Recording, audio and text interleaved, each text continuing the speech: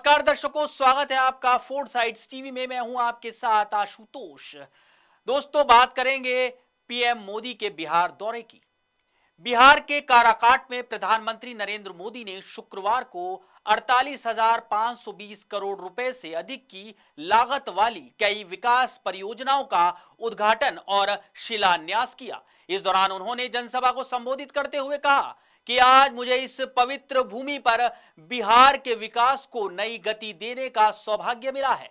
यहां करीब 50,000 करोड़ रुपए से ज्यादा की परियोजनाओं का लोकार्पण और शिलान्यास हुआ है। साथ ही साथ पीएम मोदी ने पहलगाम हमले का जिक्र भी किया।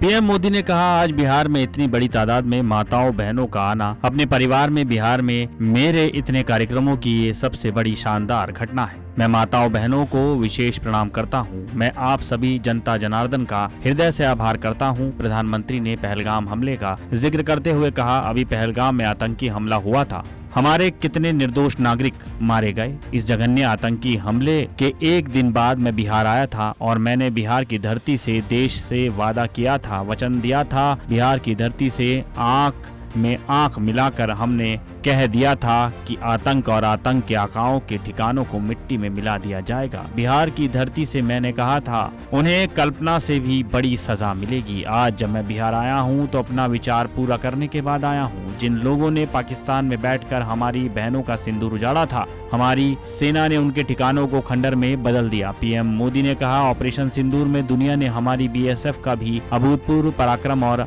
अदम्य साहस देखा है। हमारी सीमाओं पर तैनात बीएसएफ के जाबाज सुरक्षा की अभेद चट्टान है। मां भारती की रक्षा हमारे बीएसएफ के जवानों के लिए सर्वोपरि है। यही मातृभूमि की सेवा का पवित्र कर्तव्य निभाते हुए 10 मई को सीमा पार बीएसएफ सब इंस्पेक्टर इम्तियाज शहीद हो गए थे। मैं बिहार के इस वीर बेटे को आदर पूर्वक श्रद्धांजलि देता हूं। मैं आज बिहार की धरती से फिर दोहराना चाहता हूं कि ऑपरेशन सिंदूर में भारत की जो ताकत दुश्मन ने देखी, दुश्मन समझ ले कि ये तो हमारे तरकश का केवल एक ही तीर है। उन्होंने कहा, आतंकवाद के खिलाफ भारत की लड़ाई न रुकी है, न थमी है। आतंक का फन अगर फिर उठेगा तो भारत उसे फिर खींचकर कुचलने का काम करेगा। साथियों, सासाराम की इस धरती के तो नाम में भी राम है।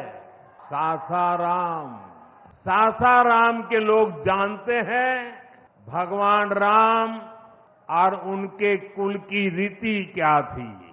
प्राण जाए पर वचन न जाई, यानी जो वचन एक बार दे दिया वो पूरा होकर के ही रहता है।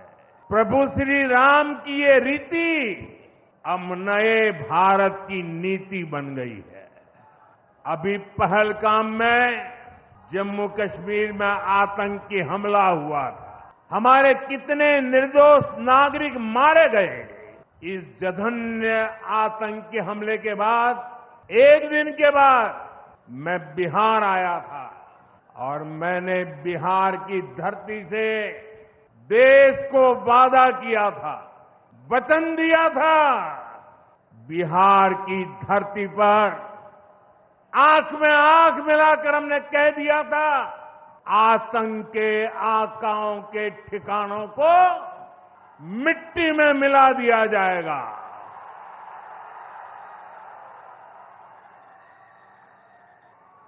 बिहार की धरती पर मैंने कहा था, उन्हें कल्पना से भी बड़ी सजा होगी।